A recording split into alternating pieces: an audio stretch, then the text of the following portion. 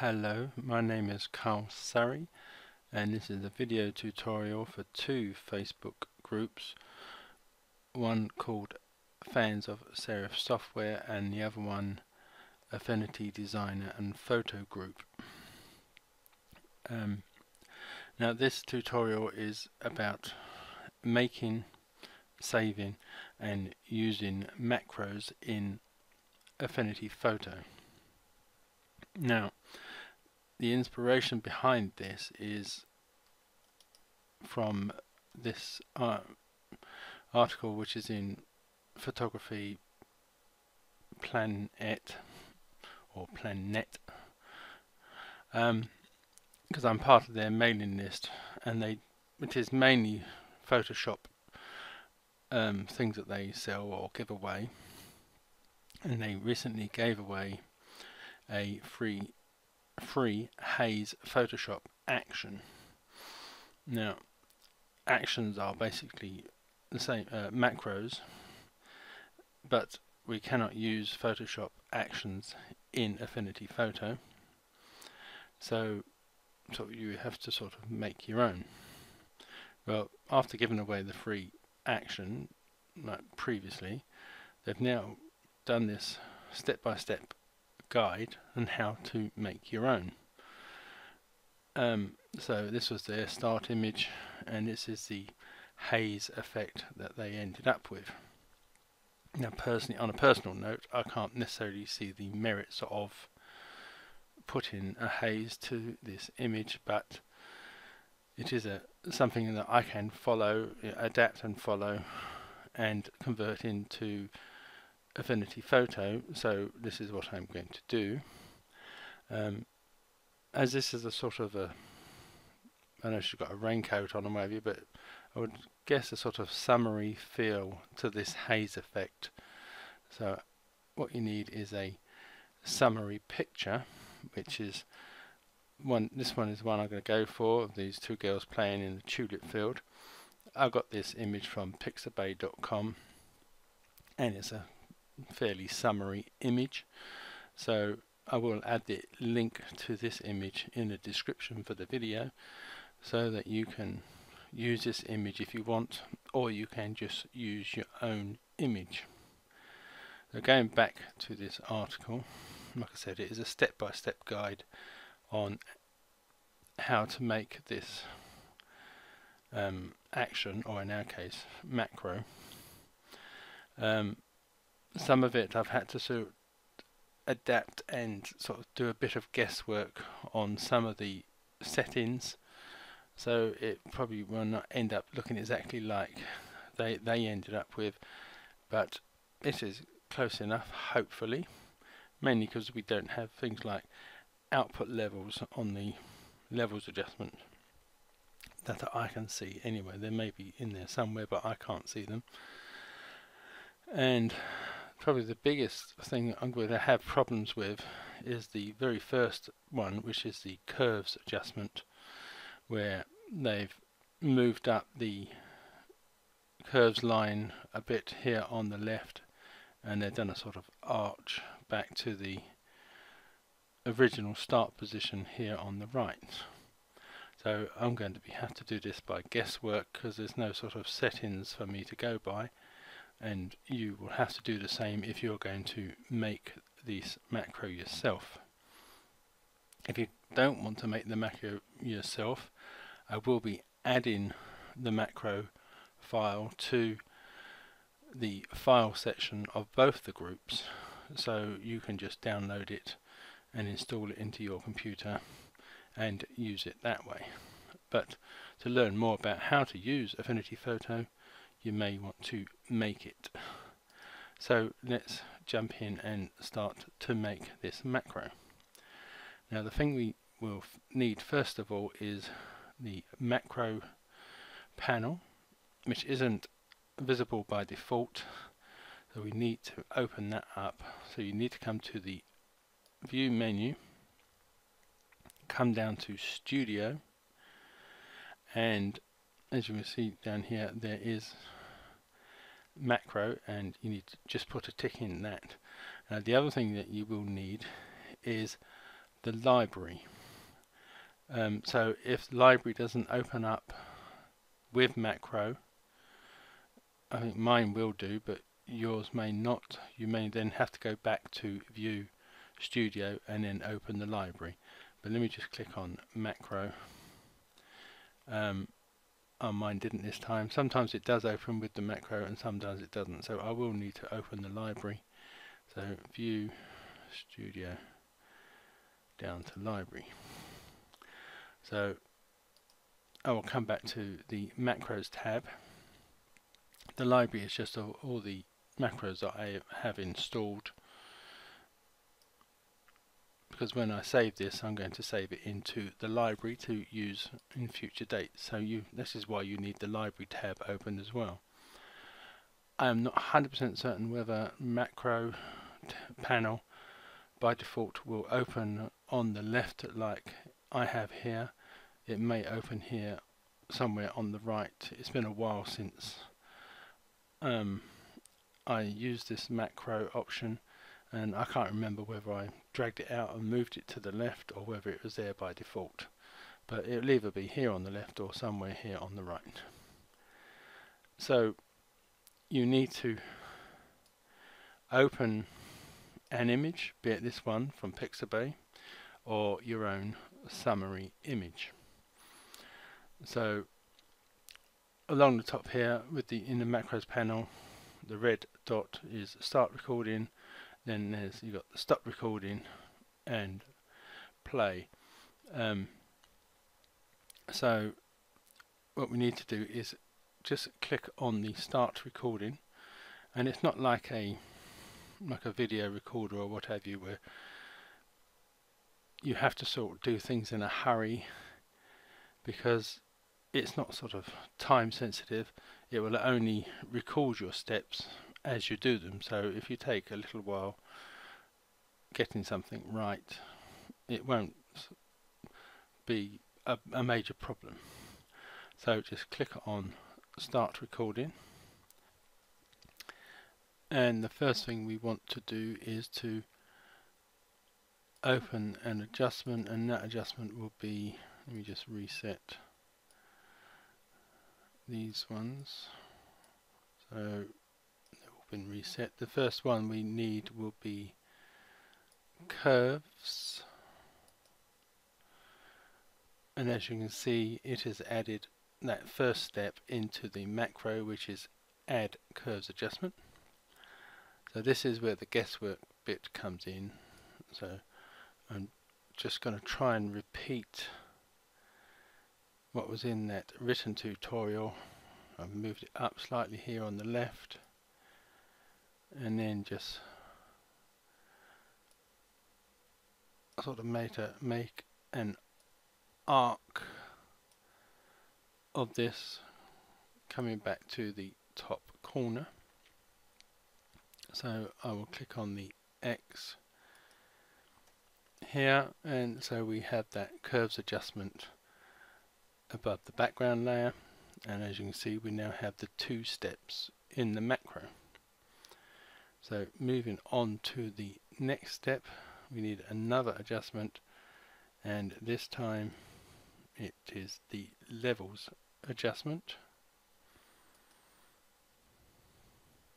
So it has added the levels adjustment into the macro step, and what I'm going to be doing is altering the gamma settings in the various channels. So I'll start off with the master channel, and I'll just click into this box here and make this 0.5. I'll then come to the red channel, and I'm going to make this 1.5. Come to the green channel and make this 1.2, and lastly the blue channel, I'm going to make this 1.3, and then just click on the X. So now we have the levels adjustment added, and as you can see it's added level adjustment and then set the parameters. So now moving on to the next step, which is to add a new pixel layer, which is this middle icon in this group of 3 here. So I'll just click on that. So it's added a pixel layer here and added that step into the macro. Now what I need to do is to add a solid color here, so I'm going to need the flood fill tool, so I'll just click on that, and I want a dark blue. Now I do know the colors that I want here, so I'm going to make the red 21, the green 43, and the blue 93, and then I'm just going to click on the layer and that will fill that in with the dark blue, and then I just want to change the opacity of this layer now to 15% and change the blending mode to exclusion. So you can see it has added those steps into the macro. So I now want another pixel layer, so I will click on this middle icon again, and this time I want a sort of brown color, and we are still on the flood fill tool, so I don't need to select that again, but the color that I want for this is red will be 150, green will be 113, and blue will be 61. So again I just click on the image area to put this brown color in, and this time I want the opacity to be 20% and the blending mode will be soft light.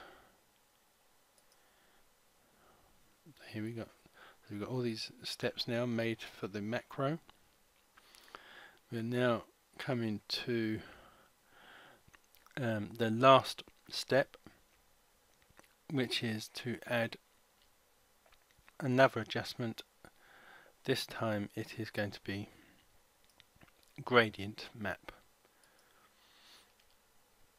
Now by default mine starts with red going into green going into blue. I'm guessing yours will be pretty much the same, or it'll be one of these other presets, but what I'm going to do is I don't want this green one here, and this is the color that is on at the moment, but I will just click on delete to get rid of that one, and I want to change this going from purple to orange.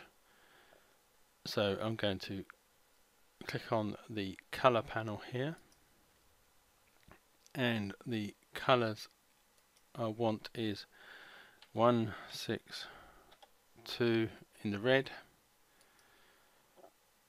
7 in the green, and 255 in the blue. And then I'm going to click on the other end and then click in the color panel here, and for this I want the red to be 212, the green to be 156, and the blue to be 0. So we have this purple going to orange, and the opacity I want for this is 20%, and the blend mode I want is soft light. So now I'll just click on the X here, And as you can see, we've now got all these five layers, yeah, and we have all these steps here, which I think should be 16 steps.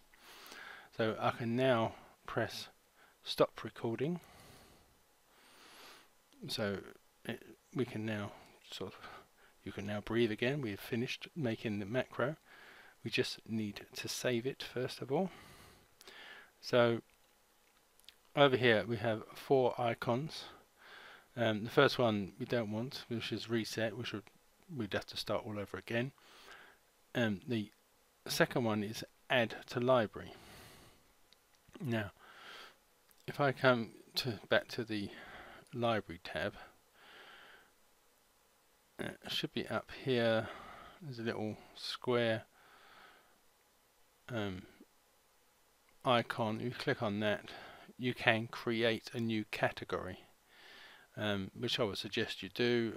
I've made my own one called Carl's Macros, so I can come back to this, and once you've made your own category, click on add to library, select the category you want to put it in. So I'm going to put it into Carl's Macros, and it's going to be Summer Haze 2, because I've already saved this once, but this may be slightly different because of the very first adjustment I did, the curves adjustment. Because I did it by guesswork, it may be slightly different from the very first one I made.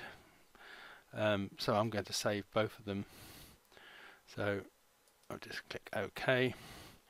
So as you can see, I've got the Summer Haze, which is the first one I did in my practice run, and Summer Haze 2, which is the one I've just made for this video. I will add both of these into the file sections of both Facebook groups. So if you don't want to go through the aggravation of making your own macro, you can import them in and save them into a category, either a category that's already ready made, or make your own category. And to import them or export them, you need to use these second 2 icons up here. If you click on import, you would have to navigate to where the file is saved on your computer and import it in, and click on export to save it. And I'm going to overwrite this one because I made an error earlier on, so I'm just overwriting it. So just to test that these work, obviously you wouldn't be doing this yourself, but I'm just going to test that they work. I'm going to highlight these layers here and delete them, coming back to original start image. So you can, if you've still got this set up here, you could just press play to test that it works, and it will make those 5 levels again. So again, I will just delete them, and I'll click reset just to get rid of these. So I don't have that option available to me anymore, but because I have them saved in my library, I can just click on it and it will go through the process. So by the looks of it, that is the first one I made, which was Summer Haze. Maybe just slightly not as hazy as the one I've just made for this video. Let's have a quick test. Let me just delete that lot again and try Summer Haze 2. Yeah, so it looks like Summer Haze 2 it's very subtle, but I think it is slightly hazier than Summer Haze. So there will be slight differences between these 2 macros that I will be uploading to the file section of the groups. So really, that is the end of the tutorial. So hopefully now you know how to make a macro, how to save it and or install it, and then how to use it. And if you don't want the macro panel to be showing anymore, you just come to View, Studio, and close down the library, and then repeat and close down the macro panel. So that is the end of the tutorial. Thank you for watching, and goodbye.